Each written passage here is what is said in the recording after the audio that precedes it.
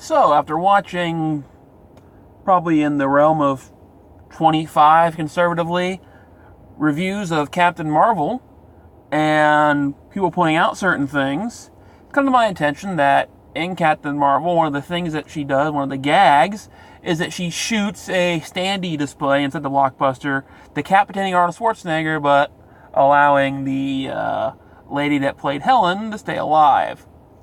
Obviously, if you watch my other videos, you will see that I am horrible with names. The only reason that I know Arnie's name is because he is that freaking popular.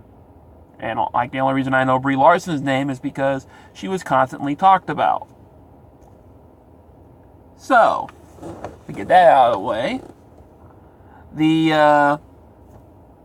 what I've done for the past couple Marvel films, because I honestly don't want to watch them, is that I watch the people's quote-unquote spoiler reviews for the movies, and I watch other people's reviews, and I watch the explaining the end credit scenes and all that, so I don't gotta bother watching the movie, for the most part.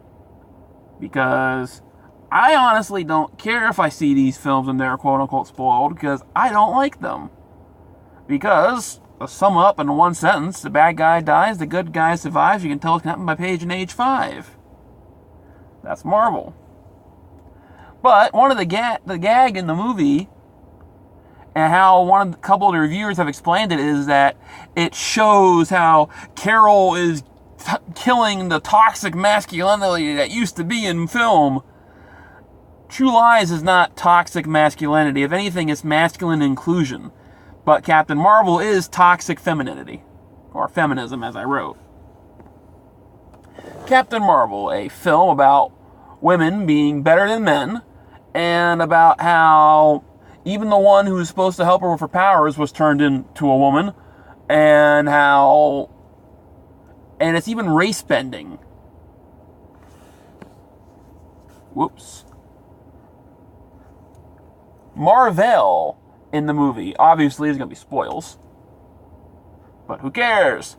It was turned into a woman because, as a couple of reviewers have stated, you can't have Carol get her powers from a man or be looking up to a man. That's why they did it. And that's exactly why they did it, because the feminists would say that kind of stuff. Because they would say that it would kill the entire purpose of the movie if she looked up to a guy or saw a guy as an equal. So that's why they made Mar-Vell a woman. Because no man could ever be her equal. Which, if it was really inclusivity and about being equality, like feminists say it is, they'd be fine with showing a woman being as strong as a guy. It's like Wonder Woman. Even though she is 1,000 times stronger, there is still an equal to her in Steve. She doesn't look down on Steve. Captain Marvel, from all reviews I've seen on YouTube, Samuel L. Jackson's character, Nick Fury, is a laughingstock, a joke. And he goes from being the quote-unquote badass that you've seen throughout the rest of the Marvel movies, and he turns into a joke, and you won't be able to take him seriously in any of the films you've seen before, because it's just that bad. So, they did what Lucasfilm did, which is tearing down a male character, an already established one, to raise a female one up. Also destroying the legacy of a original Marvel character, Captain Mar-Vell, and making him a woman. Because, hey, reasons and feminism and all that. That is not inclusivity, that is toxic. The word that they love to use. And yes, there are noises, because I do work in a car. So this is, yes, technically a car video again. Then you have Captain Marvel's whitewashing, or as I said earlier, gender swapping. I know that's a little odd, not gender swapping, race swapping. I know it's a little odd because my brain wasn't functioning properly and I just said the wrong words. But that's what happens when you do recordings of no editing. Obviously, the first human Captain Marvel after Mar-Vell, the Kree, was Monica Rambeau, the black woman, who, this is a newer photo of her from the comics. This is the only one I found, the two of them together. I didn't want to fill the time to edit them both together. And she actually ended up leading the Avengers and won them over because of her, her skills, and people actually loved the character, and they demoted Monica to being a child in this film so that Carol could be the original and only Captain Marvel.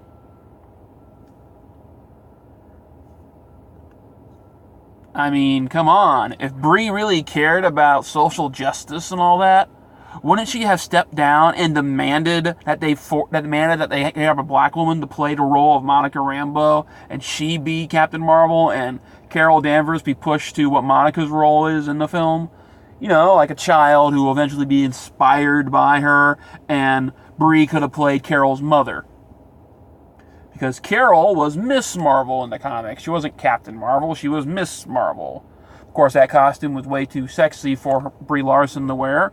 It is a one piece, and it's a Z. They could have changed it, obviously, and they could have called her Miss Marvel, and they could have done that whole storyline about how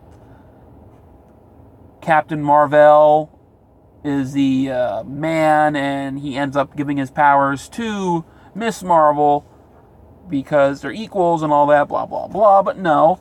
And then, or if they wanted to do Miss Marvel, they could have not done Carol Danvers at all and done the one that's going on now, of Miss Marvel, the more popular one, Kamala, who is a Muslim girl. And there, more inclusivity. Her little friendship group is the entire spectrum, or covers a lot of the cards that people want to see in these type of things for diversity's sake. The black gay woman, the overweight white girl, the transgender male, I think he's Asian or whatever. I don't really read her comic very much. I just know what people have posted about it. The Hispanic kid, the native person, I don't know what gender that character is, but I know she has one of them in her little group of people who are all Team Miss Marvel. So she should have pushed for that one. I mean, I know she wants to bring it in now, or like she said how she's excited to trying to bring her in. So, yeah. If Brie was really into the social justice stuff, she would have put aside her big paycheck and demanded that they fix this.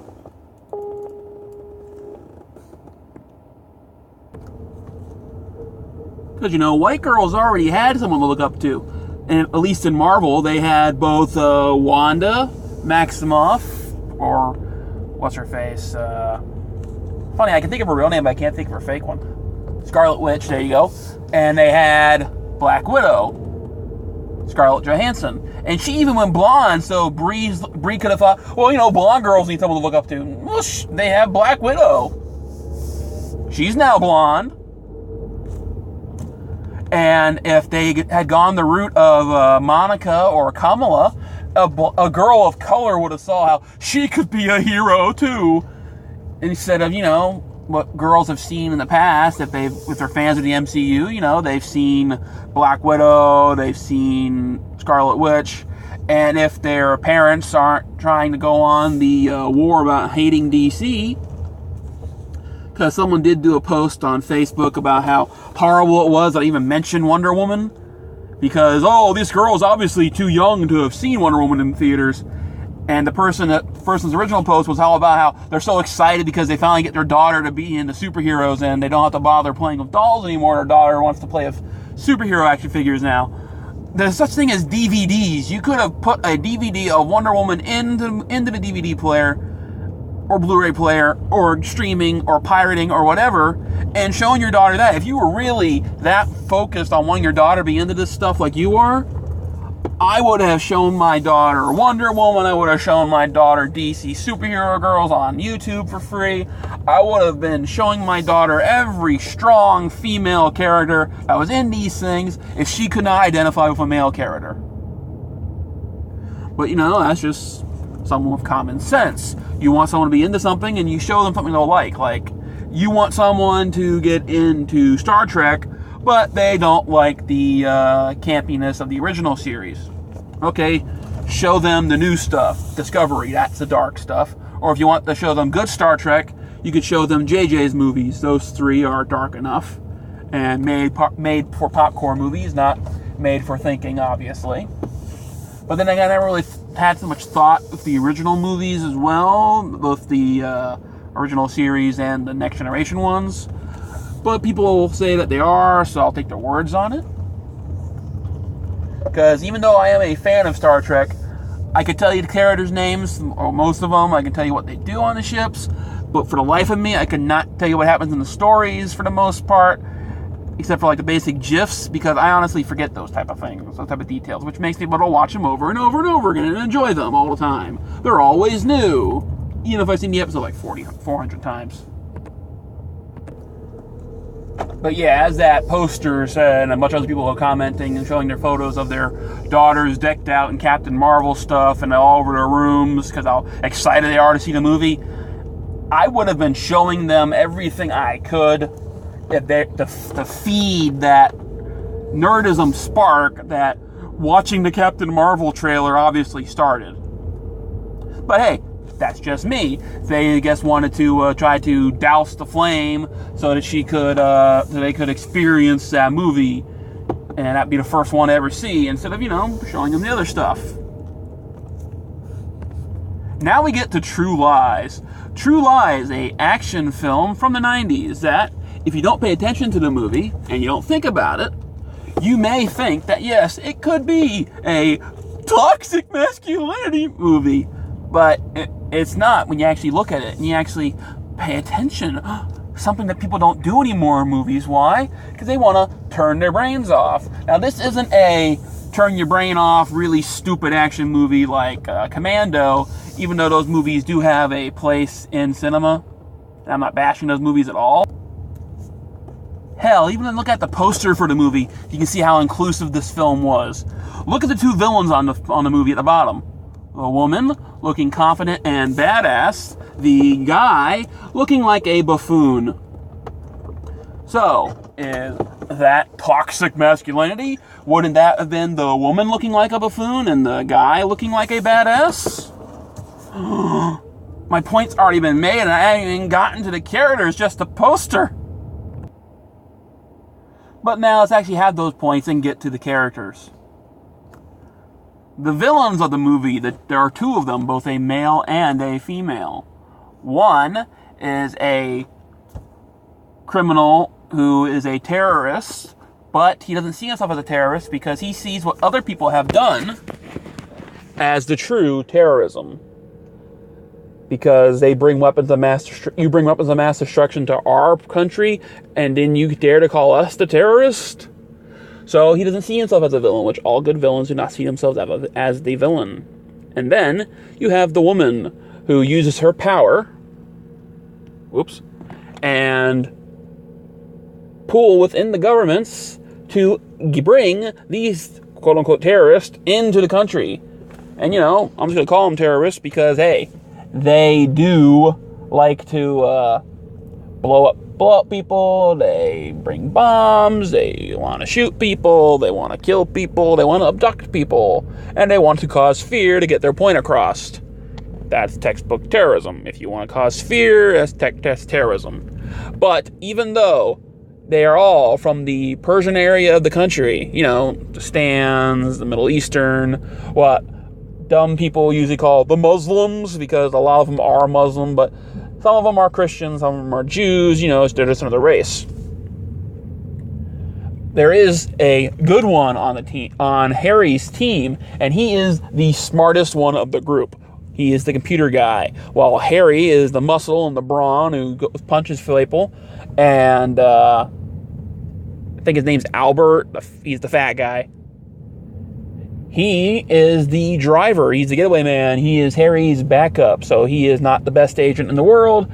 You see him actually screwing up a couple times, and he even blew a 3-month mission to get a blowjob. Obviously, he's not the best agent in the world, but this guy is the computer guy.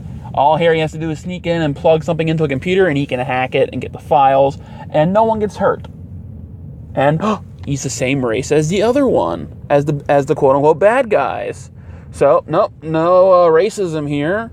There's obviously no whitewashing or anything like Captain Marvel. And,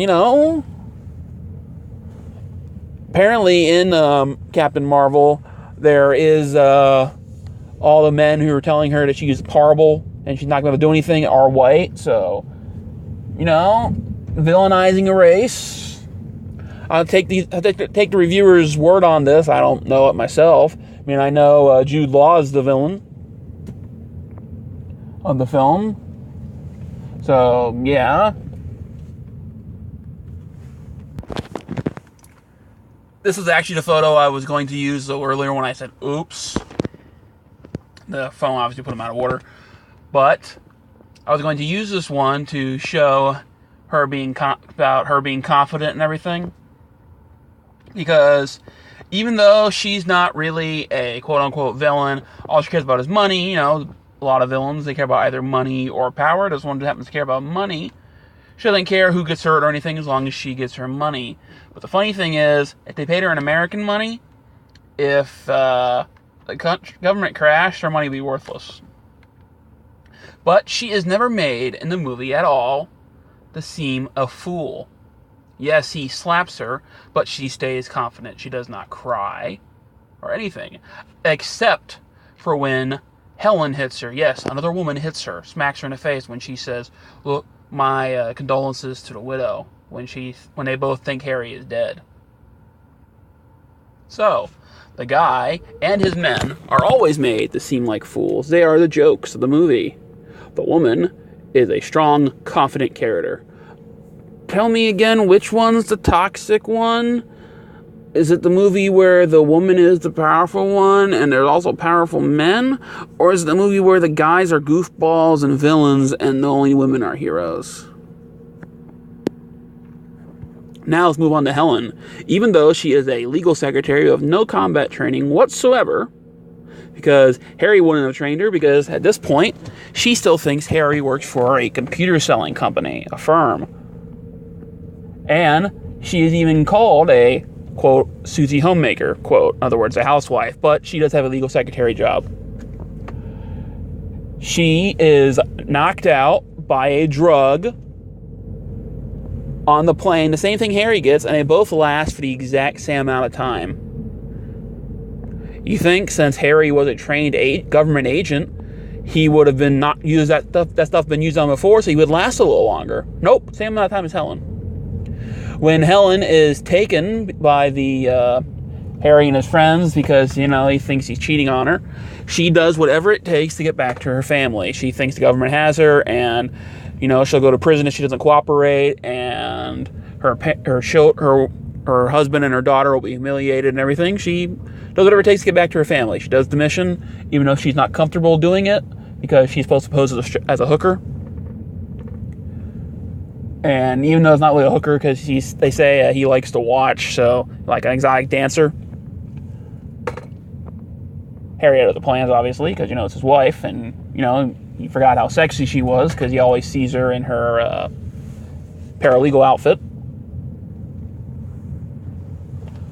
And when she believes Harry is dead, she fights to get away.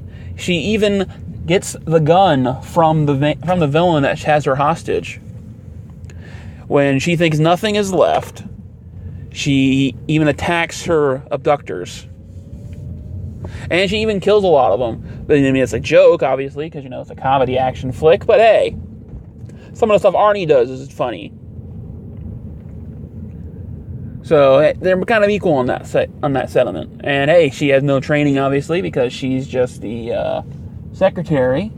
So, you can't expect her to be doing the same thing that Arnie does, because he's a trained Omega agent. But she still holds her own. She still uses a wine bottle to knock out the other lady so that she can't escape from the limo when it goes off the bridge. Because if she hadn't been knocked out, she could have jumped out of it. But she was knocked out and still dazed when it started going over. She didn't know what was going to happen until it was too late. Beforehand, she could have jumped out, rolled, and probably broken a couple of bones, but she wouldn't have died. Now let's get to the daughter. A child, imagine this, a child abducted from her house in the middle of the night by strange men, put a bag over her head, because they put the bags over Harry and Helen, so that's probably their go-to move, and whisked away from where she lives in Washington, D.C., all the way down to Miami, Florida. Is she crying for her mommy or her daddy or saying, please don't kill me, and acting like a complete mess? No, she's sitting there patiently doing what you're supposed to do in a hostage situation. She sees her opening. She hears what he's going to do, blow up all Miami with a nuke. So what does she do? She grabs the key and runs. Even though could mean the death of her, the guys will never be able to blow up their nuke. So she self-sacrifices herself to save place. Because she doesn't know she doesn't know her dad's coming to save her. Wakey does. But obviously, happy endings. She just knows that this guy took her from her house. Her parents are missing. And that this person who has taken her is all over the news because he's watching himself on TV because, narcissist. About how he blew up Key West, and now he has a nuke and he's going to blow up Miami. Unless the Americas pull out of the Persian Gulf and a lot of other places. And even when confronted with a machine gun and walking out on a ledge where there's no place for her to go, she still holds the upper hand by taking the key and saying, if you shoot me, this will fall and you'll never get it. So she has a Mexican standoff, basically. Or, whatever a standoff is with two people. So, you have a movie where, both sexes are treated equally. As long as, what they're trained for, a woman who has her political powers and is greedy is a villain. A woman who is a legal secretary and a mother still holds her own against, trained soldiers. A woman who is a child and is scared for her life still does the right thing and handles the hostage situation perfectly. Or the movie where the guys are idiots and villains, and the woman is everything to the point where the Avengers Initiative wouldn't even be made unless she came around because Nick Fury named it after her. The more I see reviews about this film, the more I'm pushing it off. Because, honestly, I could have watched this movie on Monday, didn't feel like it. I could have watched this movie on Tuesday, didn't feel like it. I ended up watching The Man Who Killed Hitler and then Bigfoot. And then tonight, I watched YouTube videos, same thing as Monday, and I recorded my 2 videos I posted today. Because, a lot of times I'll actually post I'll do a movie review a couple minutes after I actually see the movie. But for last night, I watched the movie after watching a bunch of YouTube videos. And then by the time I got done with the movie, there was no time for me to make the video. Because have you seen with this one, I'm pressing pause a lot. I didn't feel like doing that with a movie review. Because, those things are a lot shorter. These things, a lot of times these extended pop talks will push about 20 minutes or so. So, what do you think about the toxic masculinity within Captain Marvel? And what do you think about the positive masculine inclusivity of True Lies?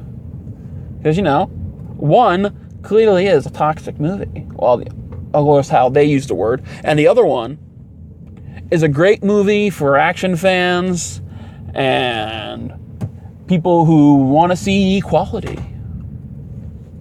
Because, hey, there is.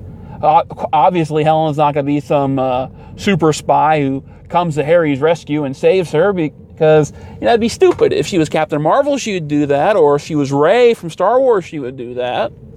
But no, she's written properly. She is written as a secretary and a housewife. She is not going to be trained in any kind of killing disease. Yes, she can defend herself. Because, obviously she might have taken one of those self-defense classes. We don't know. But, a lot of women take those things.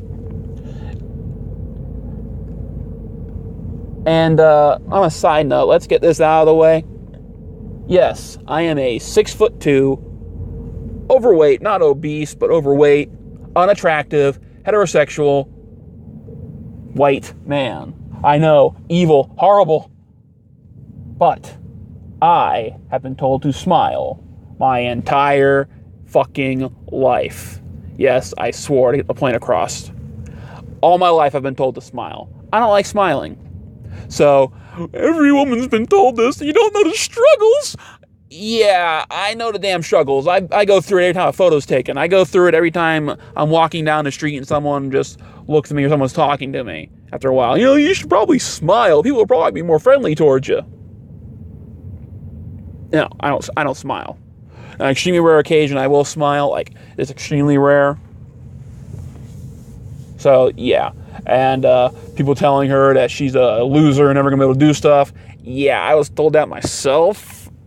And yes, I was bullied every day when I went to school. From first grade all the way to ninth grade until, I stood at a pep rally and told everybody that no matter what, if someone wants to kill all you, you're never going to be safe. I showed them how to get a gun through security, at least the security the school had at the time. I showed them how to use the lanyards. I told them how to use pens and everything. If someone is desperate enough to kill you, they will kill you because, hey, their life is over once they do this. And, at that point, they realized, shit, if we keep bullying this nerd, he's going to snap and kill us all. I would obviously never have done that because, I have a working brain. Because a lot of times these people, when they actually do study their brains and dissect them, they find out something is wrong inside of them, like they have some kind of tumor or something isn't working properly. But mine works perfectly, even though I am a functioning retard. Yes, I am a high-functioning retard according to schools and paperwork and all that. I am horrible at tests. I have horrible test anxiety. My speech will stutter sometimes. I was always at least 3 years behind in schools. Although, amazingly enough, I did catch up by 11th grade, so props to me. Of course, I'm doing school 7 days a week and all that. But, I still can't do high school math. That's why I had to drop out of college. Although I did graduate with an AA, so that's that point. I'm getting off topic here. So, comment down below, like, dislike, both of them help. Even if I get like 100 dislikes, it still helps with the YouTube algorithm. Subscribe if you feel generous, I guess. And hey, have a good one. And yes, eventually I will watch Captain Marvel. I know the new Netflix movie came out with Ben Affleck, so I'll probably be watching that tomorrow. And then on tomorrow would be Wednesday. No, tomorrow would be Thursday. So then Friday, I'll probably review Captain Marvel. If I don't get a lot of YouTube stuff, because honestly, I'd rather watch that instead of the controversy. Because the controversy around this film really makes me not want to watch it.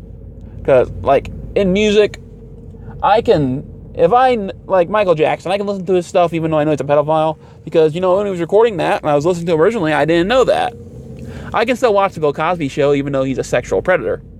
Because, that's not Bill Cosby, that's Cliff Huxtable. Charlie Sheen, I can still watch 2.5 Men and his movies even though he's a drug addict and a psychopath. Because, his Tiger Blood and all that. If I know, or Garth Brooks, country music, there's a big controversy about him cheating on his wife, Trisha Yearwood. That's what killed his career. And him not wanting to pay child support. I can still listen to his old stuff. His new stuff sucks. But if I know the thing, or I discovered the thing before the controversy, I can listen to it. But if the controversy starts before the thing, I just can't get into it. Or I have a hard time watching it. Have a good one.